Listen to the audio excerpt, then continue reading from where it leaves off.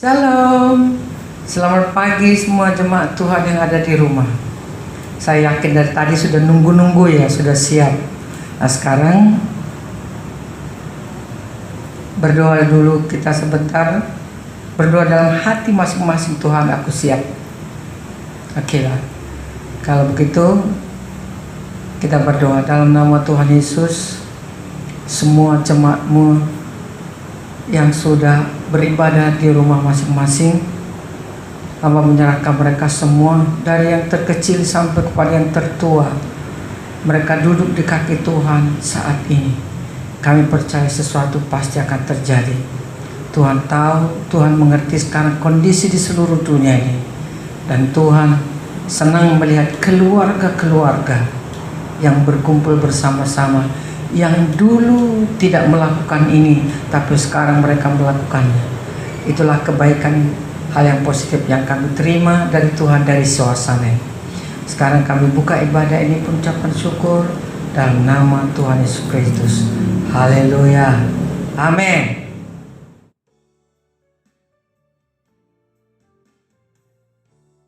Salam saudara kami yang ada di rumah. Mari kita tetap semangat untuk memuji, memuliakan Tuhan. Haleluya.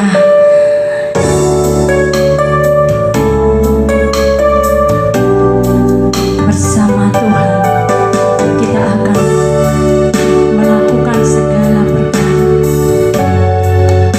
karena Dia selalu bersama kita.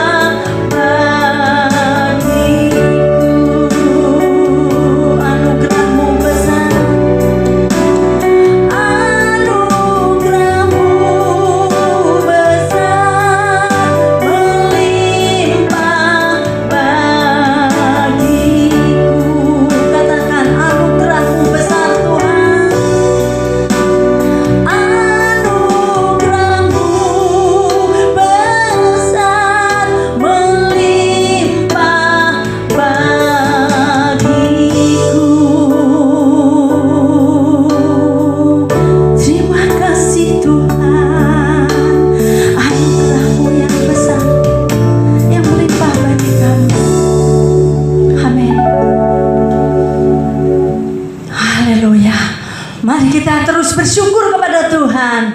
Segala puji syukur hanya bagi Tuhan saja. Mari kita angkat tangan kita, kita berikan kemuliaan bagi Tuhan. Haleluya. Ya, saudara kami yang ada di rumah, berkiralah terus oleh karena Tuhan.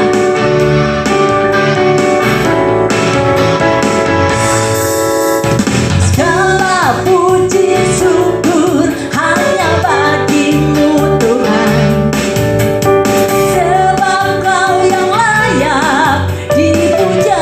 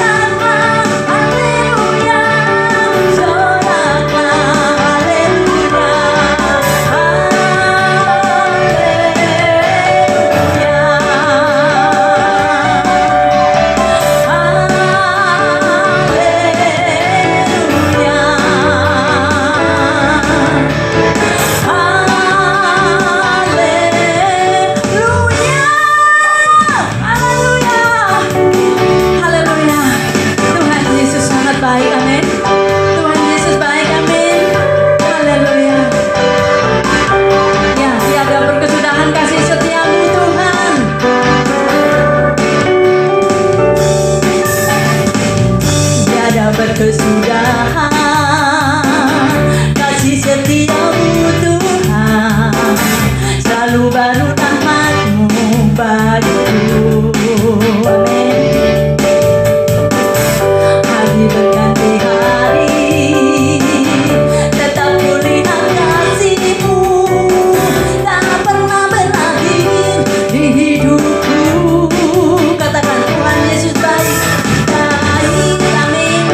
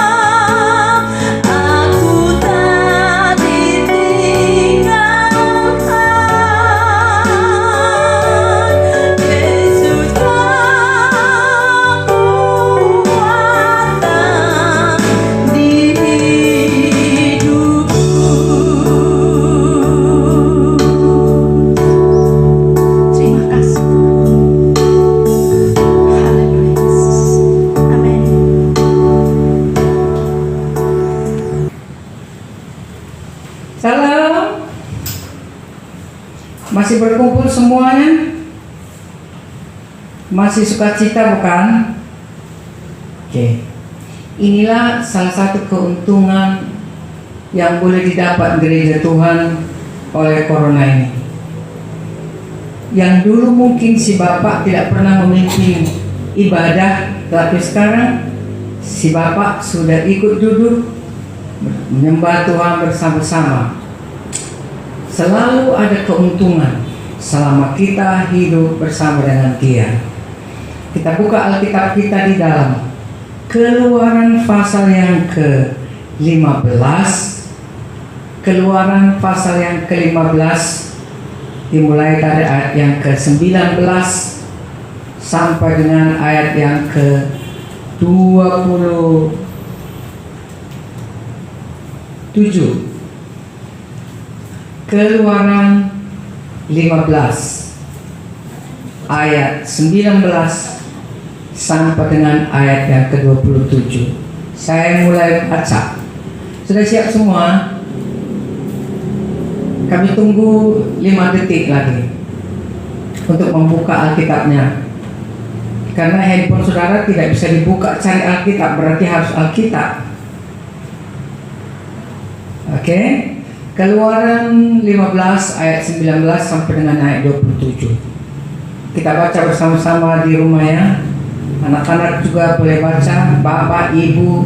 Baik. Ketika kuda Firaun dengan keretanya dan orang yang berkuda telah masuk ke laut, maka Tuhan membuat air laut berbalik meliputi mereka. Tetapi orang Israel berjalan di tempat kering dari tengah-tengah laut. Lalu Miriam nabiah itu, saudara perempuan Harun, mengambil rebana di tangannya, dan tampillah semua perempuan-perempuan mengikutinya, memukul rebana serta menari-nari. Dan menyanyilah Miriam memimpin mereka. Menyanyilah bagi Tuhan, sebab Ia tinggi luhur. Kuda dan penunggangnya dilemparkannya ke dalam laut. Musa menyuruh orang Israel berangkat dari laut Tiberaut, lalu mereka pergi ke padang gurun Syur 3 hari lamanya.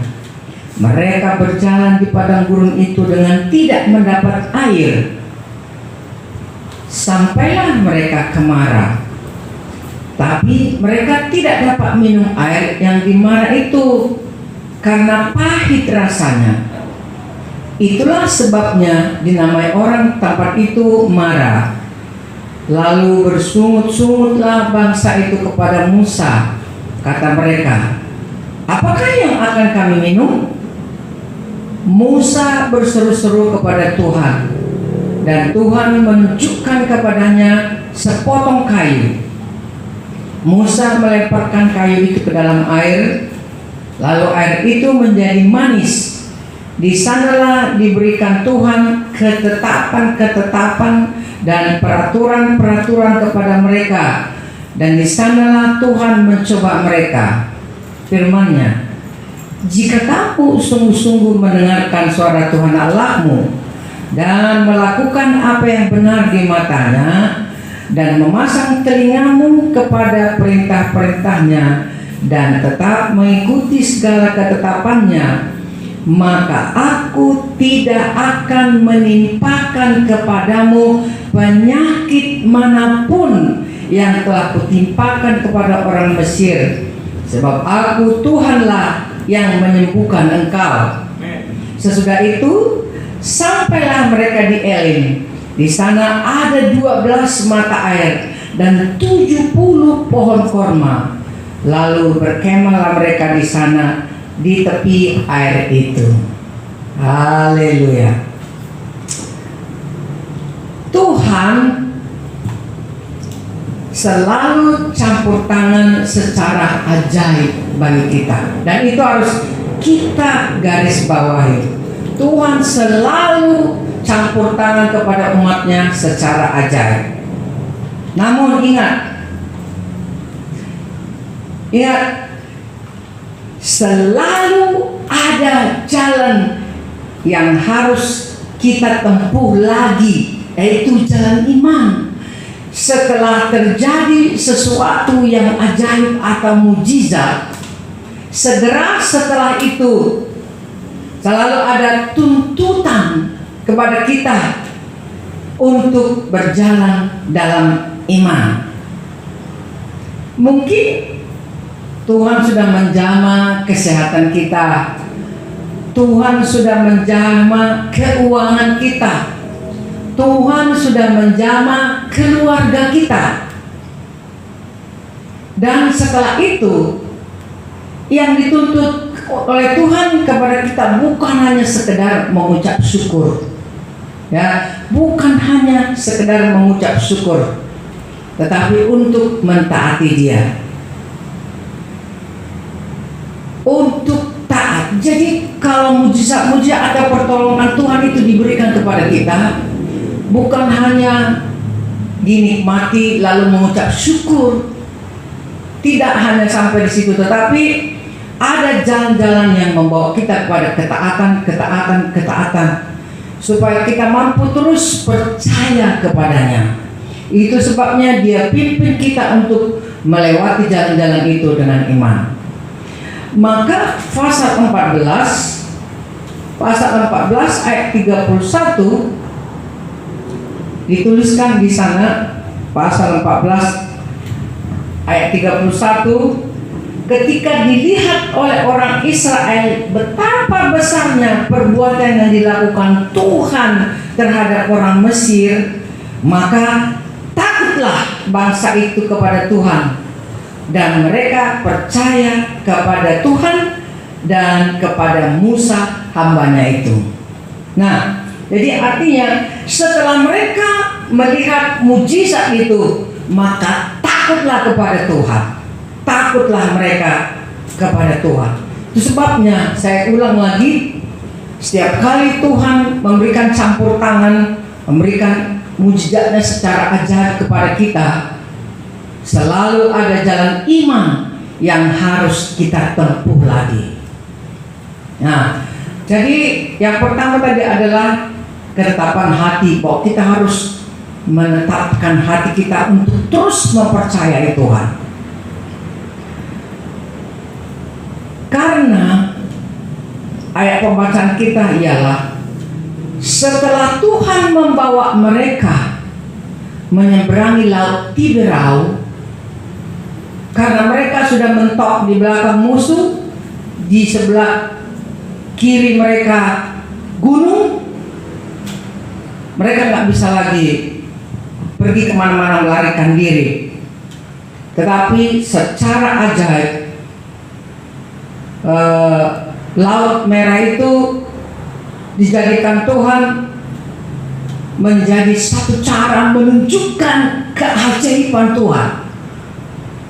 Karena waktu mereka mulai menyeberang Laut Tiberau itu, orang Mesir disaksikan oleh mereka, mata mereka.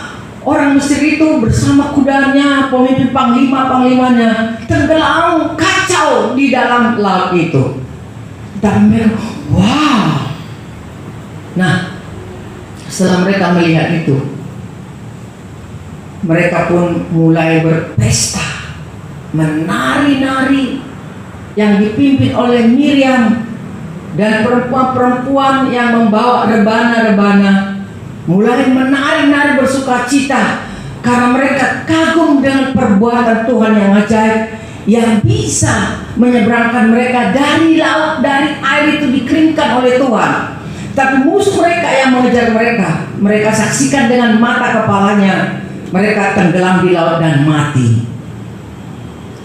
Nah, jadi yang kita lihat di situ bahwa takutlah mereka kepada Tuhan dan kepada Musa.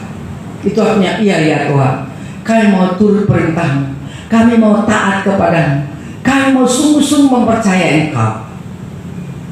Jadi kalau kita mau taat kepada Tuhan, bersyukur kepada Tuhan bukan hanya karena ada pertolongan Tuhan. Kan berkat itu tadi terjadi setelah mereka harus kehilangan segala-galanya. Kepercayaan mereka sudah hilang, harapan mereka sudah hilang, keberanian mereka sudah hilang karena mereka sudah menyaksikan musuh mereka di belakang.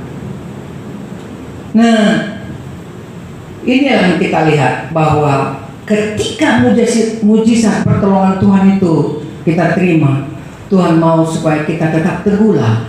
Jangan setelah ada masalah kembali mulai oleng.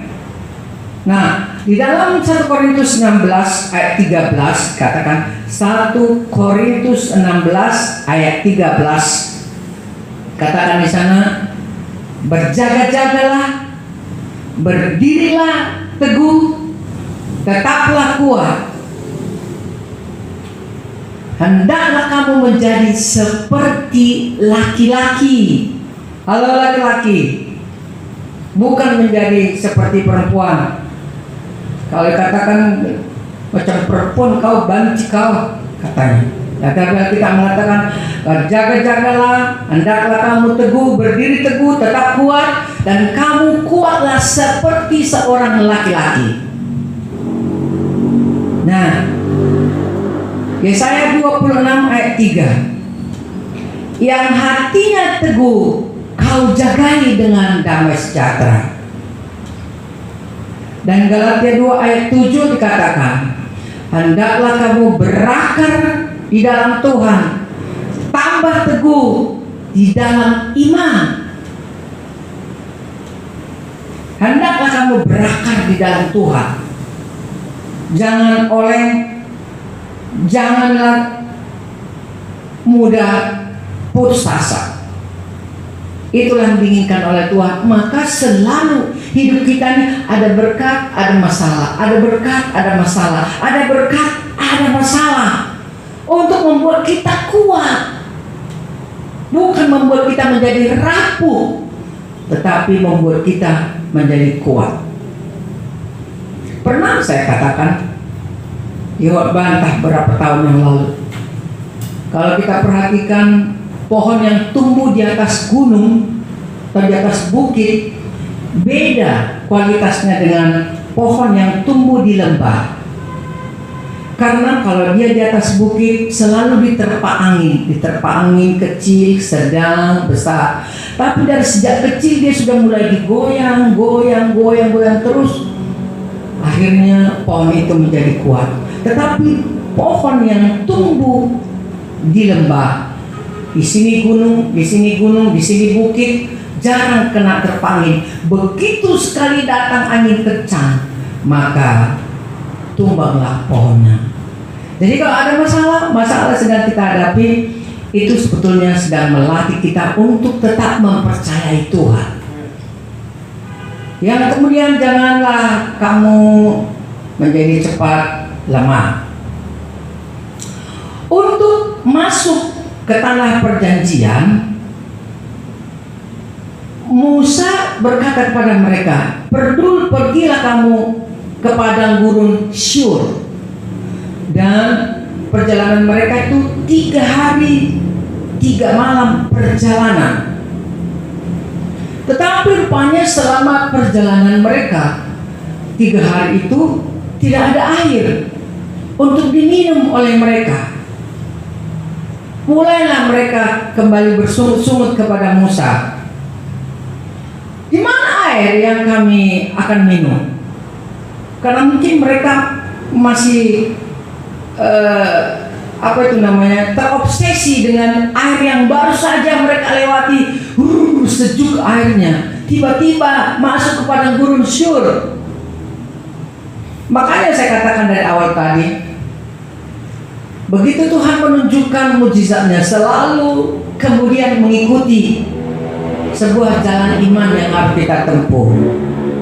Mulai mereka bersungguh-sungguh kepada Musa, tetapi sangat sulit bagi kita untuk menebak caranya Tuhan. Seringkali setiap hari kita sulit menebak caranya Tuhan, bagaimana Dia memberikan jalan keluar kepada kita. Lihatlah, hari ini mungkin Dia sudah sangat mengagumkan bagi kita. Wow, Tuhan luar biasa baik kali Kau Tuhan. Tetapi besok Dia bisa menguji kita. Sebabnya mereka bersungut-sungut karena air yang ada di sana pahit rasanya. Ada memang air, tapi rasanya pahit dan tidak bisa diminum. Akhirnya karena mereka bersungut-sungut, Musa pun berseru-seru kepada Tuhan. Memang tidak dicatat di sini bagaimana berapa lama Musa berseru-seru. Tetapi setelah Musa berseru-seru, apa yang terjadi? Maka saya katakan tadi, sulit bagi kita untuk menebak cara-caranya Tuhan. Waktu selesai dia berdoa, Tuhan menunjukkan kepada Musa sepotong kayu. Apa sih sepotong kayu? Sudah lama mungkin terletak di sana, sudah lama tumbuh di sana. Tidak ada yang memperhatikan karena dia mungkin hanya sekedar sepotong kayu biasa. Jadi Tuhan bilang, lemparkanlah kayu itu ke dalam air itu. Lalu Musa mengambil kayu dan melemparkannya, barangkali seperti kolam ada di sana. Lalu Musa mengambil kayu itu dan melemparkannya. Apa yang terjadi? Air itu secepat itu juga berubah menjadi manis. Makanya saya katakan, tidak semudah itu kita bisa menebak cara-caranya Tuhan. Sepotong kayu yang biasa terletak di situ tidak ada nilainya. Tetapi kalau Tuhan mau, apapun yang tidak mungkin, tidak masuk akal manusia, bisa dipakai Tuhan untuk mengubah segala sesuatu menjadi sangat baik. Apa artinya? Mujizat itu merupakan sarana untuk mengajarkan kepada kita bahwa kita bisa dapat selalu mempercayai Dia dan mentaati Dia. Itu maksudnya Tuhan. Sebetulnya Tuhan bisa membuat hidup kita ini rata. Hari ini kita miskin sedang-sedang saja, cukup makan, cukup minum. Tuhan bisa membiarkan itu. Tetapi hidup kita bergelombang. Hari ini, besok, lusa, seterusnya berubah-ubah. Dan selalu ada caranya Tuhan untuk membawa kita mempercayai Dia dan mentaati Dia. Jadi kalau Tuhan sudah memimpin mereka dari tanah Mesir melewati Laut Merah, menyeberang laut tanpa diduga, tanpa disadari, bahwa seluruh bangsa-bangsa di tanah Kanaan mendengarkan kejadian ini. Bangsa-bangsa itu gemetar karena mereka melihat, mendengarkan bagaimana Tuhan menolong mereka, menyeberangkan mereka dari Laut Tiberau atau Laut Merah. Dan perintah Tuhan di dalam pasal 15 ayat 25 sampai ayat 26, 25 dan 26 berkata begini.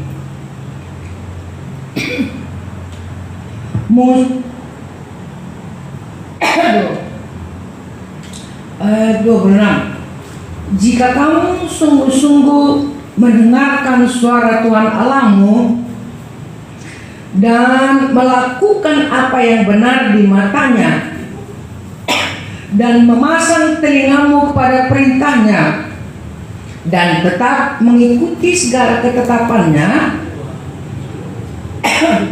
maka aku tidak akan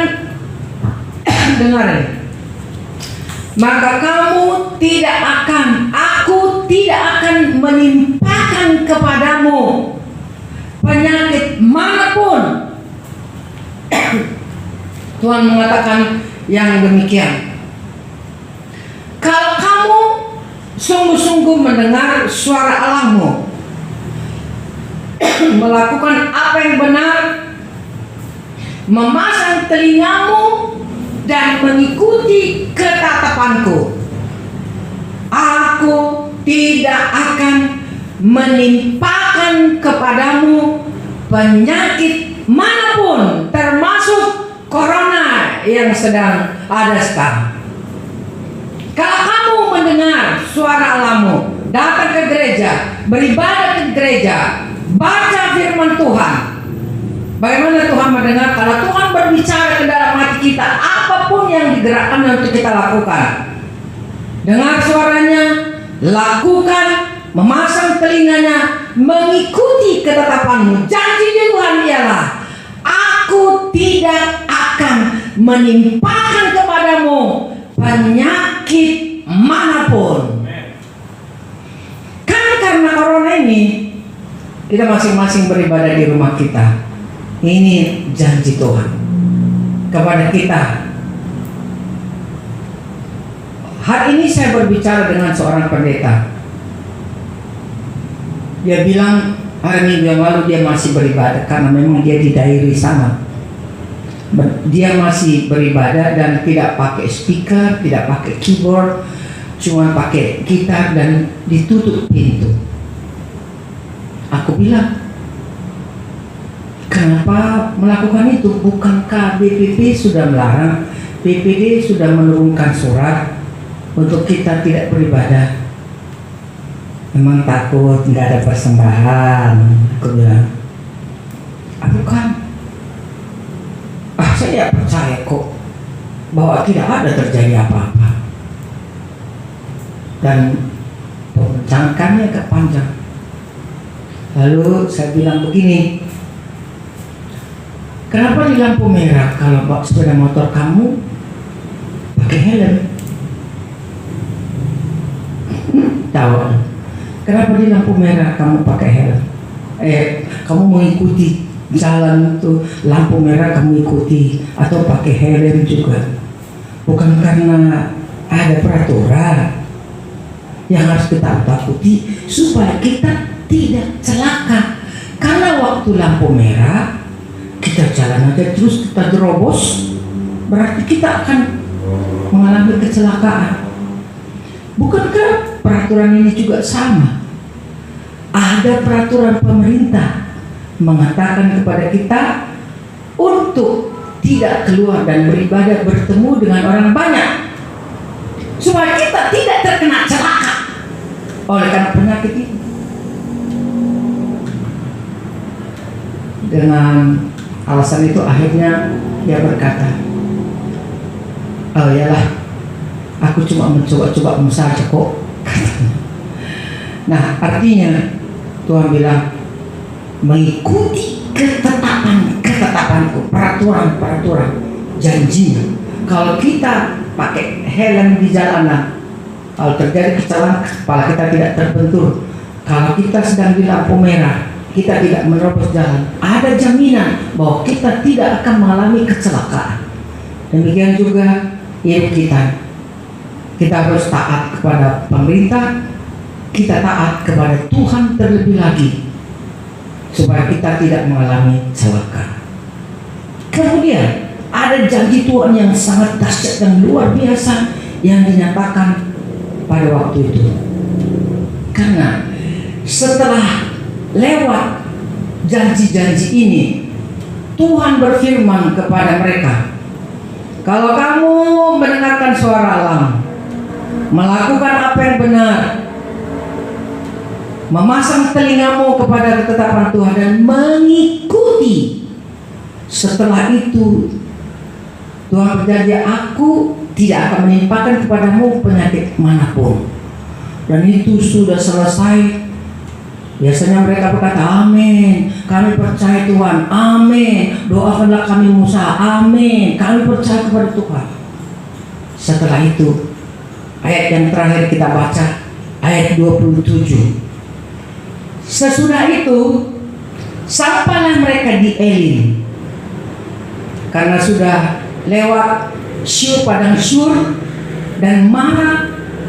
Padang Syur nggak ada air, di Mara ada air tapi pahit, dan diubahkan Tuhan menjadi manis. Kemudian supaya kamu tetap percaya saja kepada Tuhan, lalu diperdengarkan suaranya. Dan yang terakhir, sesudah itu sampailah mereka di Elim. Di sana ada 12 mata air dan 70 pohon korma. Lalu berkemahlah mereka di sana di tepi air itu. Tiba-tiba Tuhan tunjukkan 12 mata air. Sebetulnya satu sumber mata air saja pun cukup untuk mereka semua. Karena tidak mungkin mereka terus di air gantian bisa. Satu sumber mata air saja pun cukup untuk mereka. Tetapi kalau Tuhan mau melakukan sesuatu, Tuhan bisa kasih 12 sumber mata air untuk membuat air itu berkelimpahan, berlebih-lebihan bagi mereka. Itu sebabnya setiap kali mujizat itu ada, selalu ada jalan iman yang harus kita tempuh lagi setelah mujizat itu.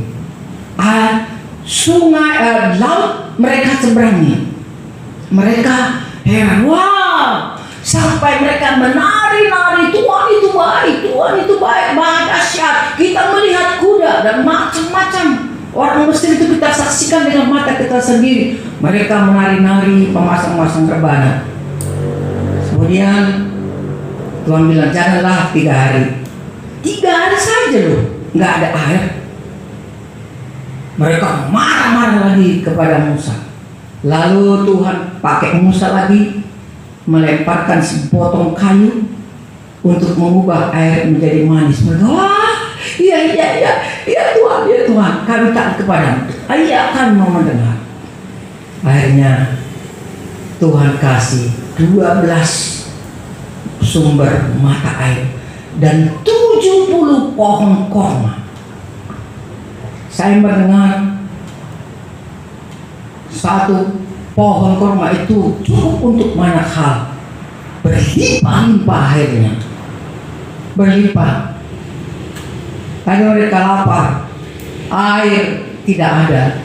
Bukan hanya itu saja, korma untuk memanis perjalanan mereka di sana. Selama perjalanan yang mereka tempuh, ada air, ada korma yang menyegarkan tubuh mereka. Memang makanan mereka masih ada, bahan-bahan makanannya masih ada, tetapi untuk menyegarkan, menguatkan kembali tubuh mereka, Tuhan perlihatkan 70 pohon korma, 12 sumber mata air yang berbual-bual. Oleh karena itu, tidak perlu kita takut berlebihan. Ya, kita takutlah, kita pahamlah karena kita mendengarkan berita-berita.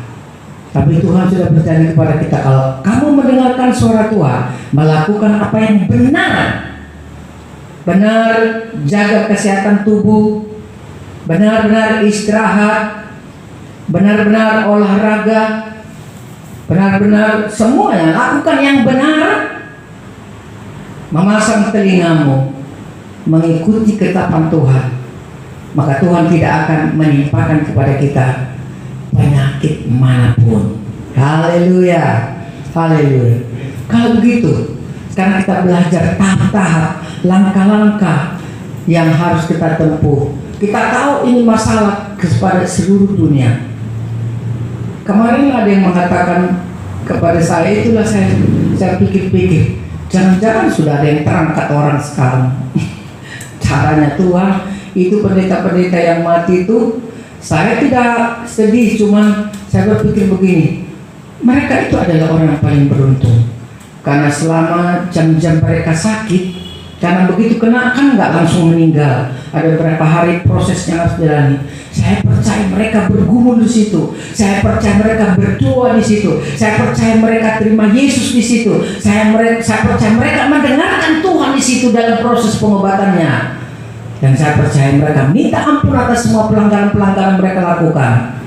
Kalau kita mengakui segala dosa kita, Dia adalah setia dan adil, maka Dia akan mengampuni segala dosa kita. Dan mereka itu adalah orang yang beruntung, sudah masuk di surga. Jadi jangan kita berpikir karena mereka itu kurang iman atau kurang apa. Ada banyak cara-cara yang dipakai Tuhan memperlihatkan pada mereka itu adalah orang paling beruntung. Ada masa kalau mati kecelakaan, mereka tidak sempat berdoa, tapi dalam situasi mereka sudah berdoa. Saya percaya itu waktu dirawat dalam nama Yesus. Haleluya. Terima kasih Tuhan Yesus. Aku berjumpa dengan Tuhan. Berkati orang yang kulayani, berkati keluargaku. Aku biarlah disambut oleh malaikat Tuhan.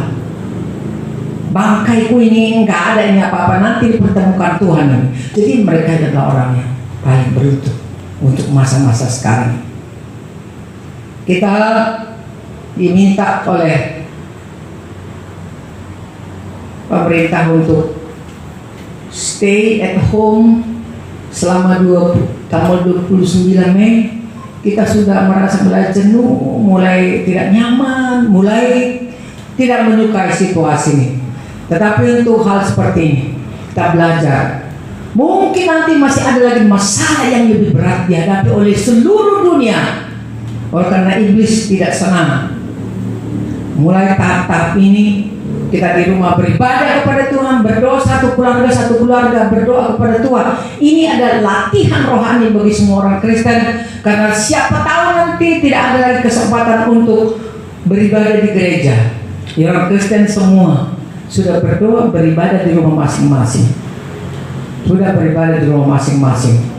Maka kita lihat bahwa iblis tidak bisa menyerang gereja lagi, membakar gereja lagi. Iblis tidak bisa lagi membunuh pendeta yang sedang berkhotbah di gereja, karena jemaat Tuhan sudah beribadah di rumah masing-masing. Saya percaya 2-3 orang berkumpul atas namaku, aku ada di tengah-tengah mereka. Haleluya, haleluya.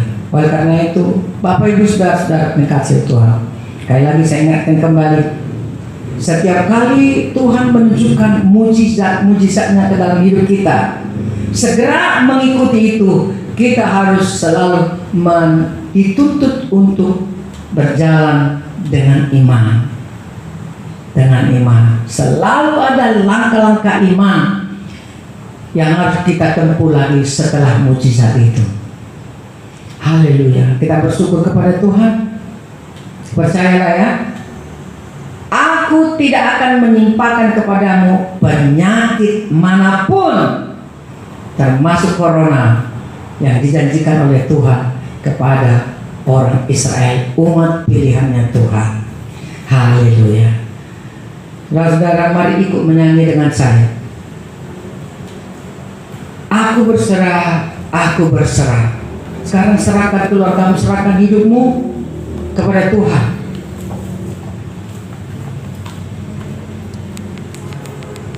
Serahkan hidupmu kepada Tuhan. Sesungguhnya jangan ada yang main-main. Betul-betul yang Tuhan inginkan sekarang, bahwa kita menyerahkan seluruh hidup kita kepada Tuhan. Kita nyanyikan, aku berserah, aku berserah. Aku berserah.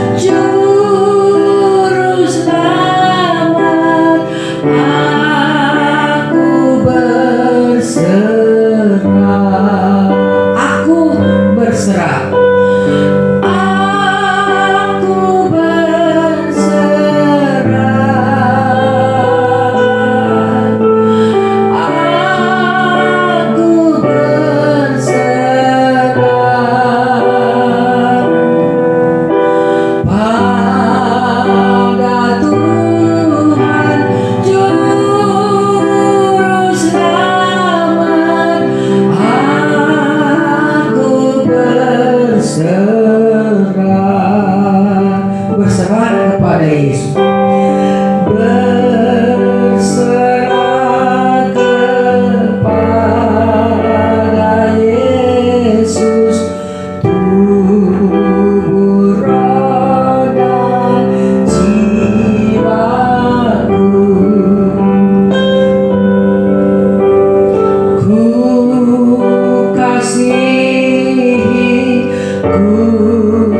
percaya, ku ikuti Dia terus.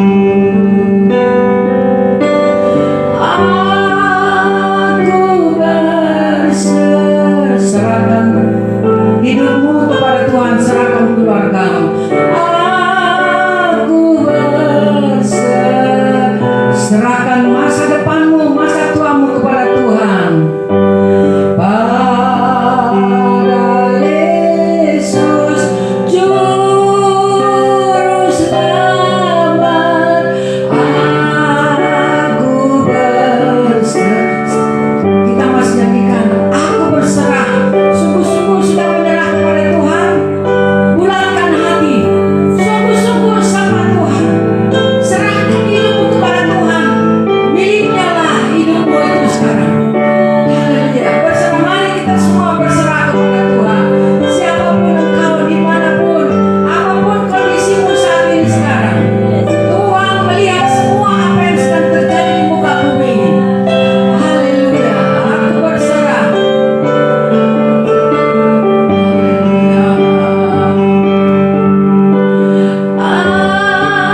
Aku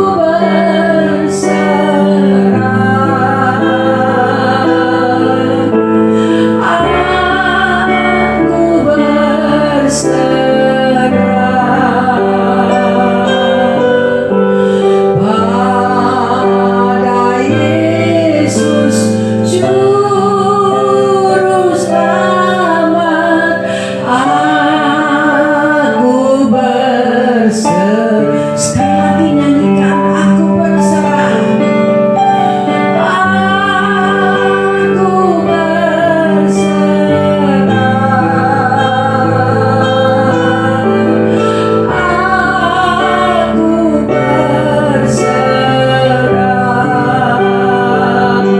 Tuhan,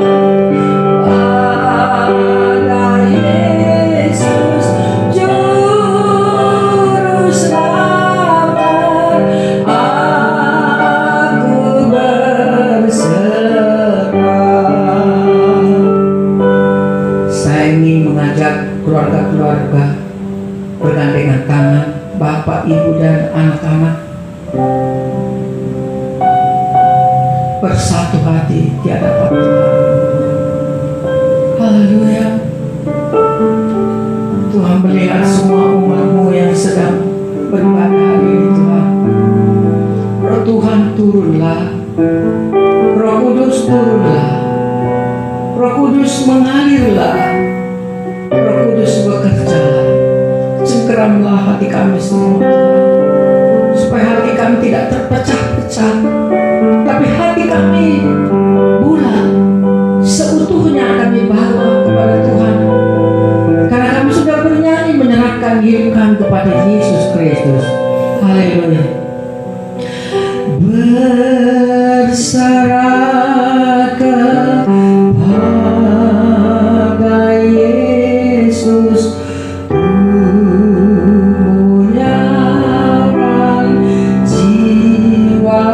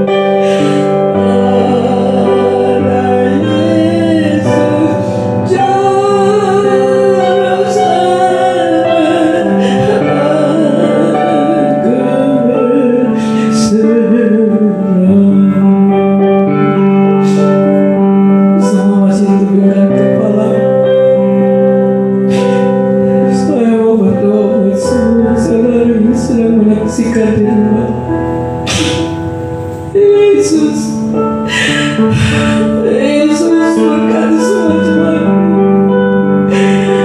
Ambil seluruh hati mereka, ambil hidup mereka Tuhan, yaitu tubuh jiwa rohnya. Kuasai Tuhan, kendalikan Tuhan. Ini waktunya bagi semua orang Kristen bersungguh-sungguh datang kepada Yesus. Tidak ada lagi masa-masa di mana gereja Tuhan boleh bermain-main. Waktunya menyerahkan seluruh hidup. Tuhan, tolong berkati semua mereka yang hadir saat ini di rumah masing-masing, hadir di hadapan Tuhan. Kalau ada yang sembuh sekarang, yang sakit Tuhan, di dalam nama Yesus, penyembuh yang sempurna, tabib yang agung, letakkan tanganmu di atasnya sehingga mereka sembuh. Dalam nama Yesus, dalam nama Yesus, dalam nama Yesus yang menyelamatkan kami, dalam nama Yesus sembuhlah. Kalau ada di antara mereka yang sedang berbeban berat, entah apa yang sedang menimpa hidup mereka sekarang, masalah pekerjaan, masalah keuangan Tuhan, masalah rumah tangga, dalam nama Tuhan Yesus Kristus, kami sedang mendengarkan firman Tuhan hari ini, di mana kami tidak bisa menebak caranya Tuhan. Selalu ada cara yang disediakan Tuhan untuk memberikan pertolongan bagi umat-Mu yang percaya padamu.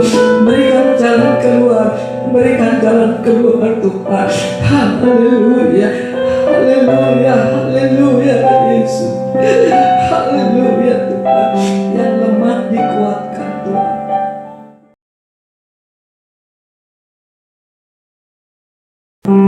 Haleluya. Kami berdoa buat bangsa kami Indonesia yang kami cintai ini Tuhan. Ratusan juta orang di Indonesia ini yang dulu mungkin melalaikan ibadah-ibadah, sekarang mereka sudah memikirkan bagaimana harus beribadah.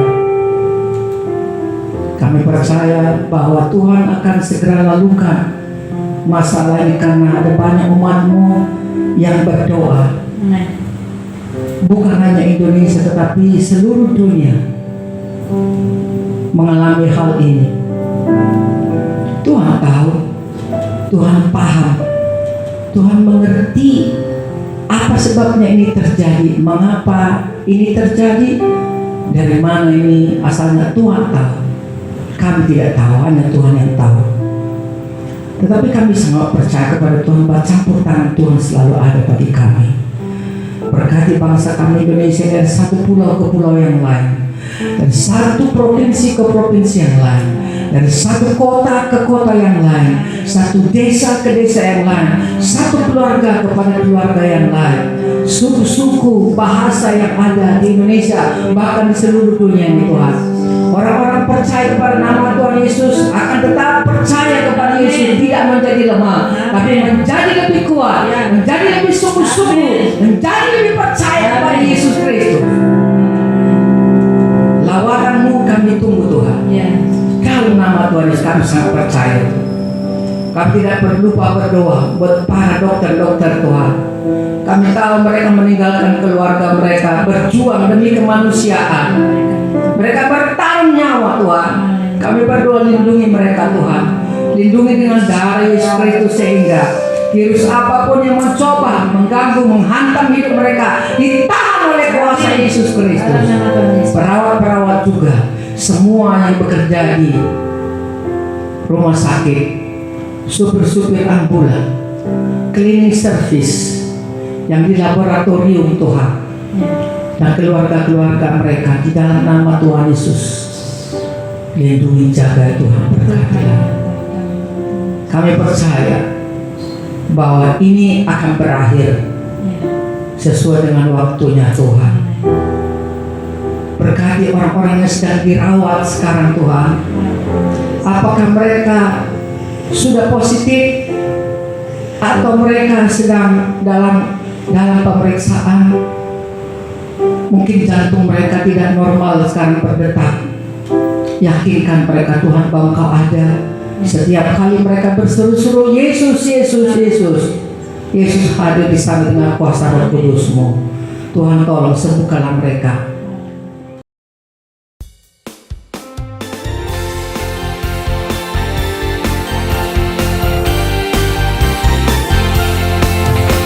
Aku diberkati, sepanjang hidupku diberkati.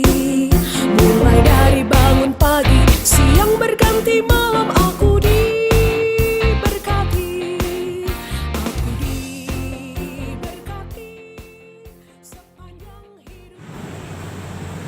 Sebelum kita akhiri ibadah kita pada pagi ini, pengumumannya ialah bahwa hari Selasa kami akan coba berdoa syafaat.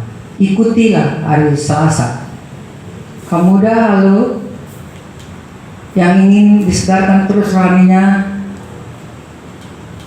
kami akan mengusahakan hal itu. Dan sekarang kita tutup ibadah kita ini, semua angkat tangannya kepada Tuhan. Terimalah berkat Tuhan. Turunlah anugerah-Mu yang besar ya Allah kami. Kasih karunia-Mu dilimpahkan terus atas kami dalam nama Tuhan Yesus.